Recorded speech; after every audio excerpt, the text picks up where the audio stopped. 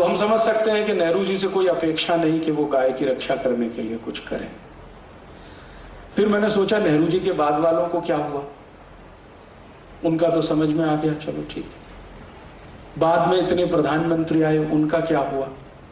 उन्होंने क्यों नहीं कानून बनाया गोरक्षा का? क्योंकि गोरक्षा का कानून बनाने की बात 1947 से चल रही है, जिस दिन आजादी मिली उस दिन से चल रही है, और अब सन 2006 आ चुका है, लगभग 60 वर्ष पूरे होने जा रहे हैं। तो बाद के प्रधानमंत्रियों ने क्या किया? तो वो रिकॉर्ड्स देखना शुरू किया तो पता चला कि एक बार श्री लाल बहादुर शास्त्री ने और एक बार श्री मोरारजी देसाई ने पूरी ईमानदारी से कोशिश की थी, लेकिन उसमें कामयाब नहीं हो पाई। मोरारजी भाई ने जब ये कानून बनाने का तय किया तब तक देर हो गया और उनकी सरकार गिर गई। या मैं सोचूं दूसरे तरीके से कि उनकी सरकार गिरा दी गई है,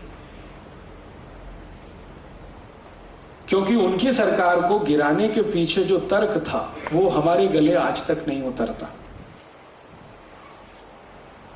गंभीर कारण कुछ और था, और उसमें से एक गंभीर कारण है जो बिल्कुल स्पष्ट दिखता है। मोरारजी देसाई की सरकार ने एक बहुत क्रांतिकारी काम किया था। अमेरिका की सबसे ताकतवर कंपनी कोका कोला को हिंदुस्तान से भगा दिया था, और वो भी इतने अपमानजनक तरीके से भगाया था कोका कोला को, नोटिस दे दिया कोका कोला को। मोरारजी देसाई के मंत्रिमंडल में उद्योग मंत्री हुआ करते थे जॉर्ज फर्नांडिस, उन्होंने नोटिस दे दिया कि देखो 3 दिन में भारत छोड़ दो, नहीं तो आपकी सारी संपत्ति को हम राष्ट्रीय संपत्ति घोषित कर देंगे। और ये सिर्फ कोका कोला के लिए ही नहीं था। हॉलैंड की एक बहुत बड़ी कंपनी इस देश में है जिसका नाम है यूनिलीवर, जिसने नाम बदल के अभी धंधा शुरू किया हिंदुस्तान लीवर। इसको भी नोटिस था कि आप अगर अपनी शेयर इक्विटी कम नहीं करते तो आपका भी धंधा बंद कराएंगे। और अंत में वो नोटिस सभी विदेशी कंपनियों को था जिनको ये कहा गया था कि आप भारत में अपनी पूंजी को कम कर दीजिए, नहीं तो आप सबको हम भारत से भगाएंगे। ये एक बड़ा कारण था मोरारजी भाई की सरकार गिराने में। और दूसरा कारण था, मोरारजी भाई ने एक घोषणा की थी कि जैसे गुजरात को शराब मुक्त बना दिया वैसे पूरे देश को बना देंगे। और आप जानते हैं कि गुजरात आज तक शराब मुक्त प्रदेश है। यह अलग बात है कि चोरी छुपे वहां मिल जाती है, लेकिन कानूनन रूप से गुजरात में न शराब बिक सकती है, न कोई पी सकता है, न कोई बना सकता है। ये मोरारजी देसाई का चमत्कार है, आज तक है। तो मोरारजी भाई ने कहा कि जैसा गुजरात में किया वो देश में कर देंगे, तो शराब वाले सब बौखलाए हुए थे उनसे। और मोरारजी भाई ने एक तीसरा काम और किया था कि उन्होंने कहा कि बहुत जल्दी मैं गांधी जी का सपना पूरा करूंगा, गो हत्या पर बंदी लगेगी और सारे देश में लगेगी, और जो गौ हत्या करेंगे उनको सजा कम से कम फांसी की होगी।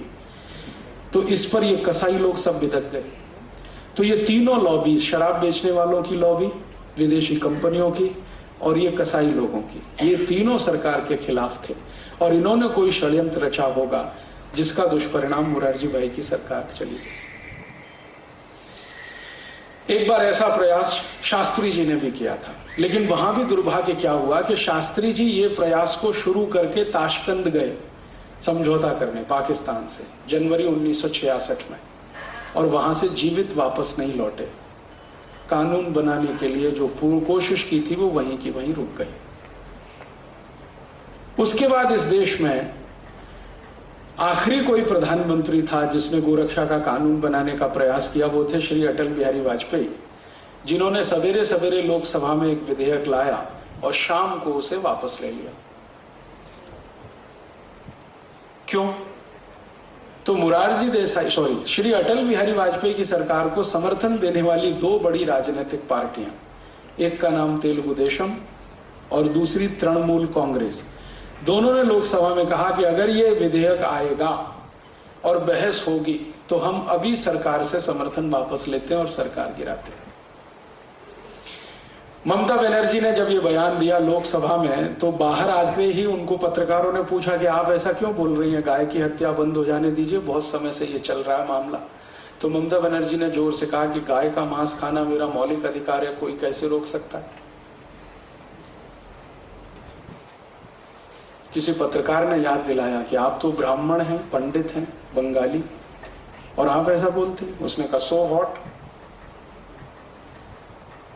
और दूसरी तरफ ये जो तृणमूल कांग्रेस जैसी ही एक पार्टी है तेलुगु देशम, उसका जो मुख्य चंद्रबाबू नायडू, उसने हैदराबाद में बयान दिया कि अगर सरकार ने गोहत्या का विधेयक पारित कराया तो कल समर्थन हम वापस लेते।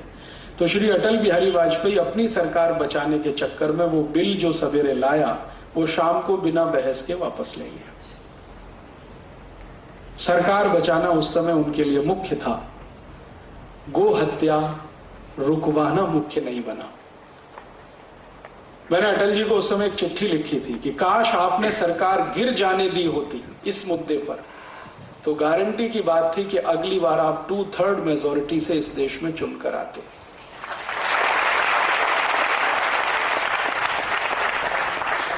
क्योंकि गो हत्या का विषय भारत के 80 करोड़ लोगों का, 85 करोड़ लोगों का हृदय का मामला है, हृदय से जुड़ा हुआ विषय। लेकिन वो इतनी दूरदर्शिता नहीं दिखा पाए और वो सरकार भी गई और गो हत्या तो खैर आज तक हो ही रही है। तो ये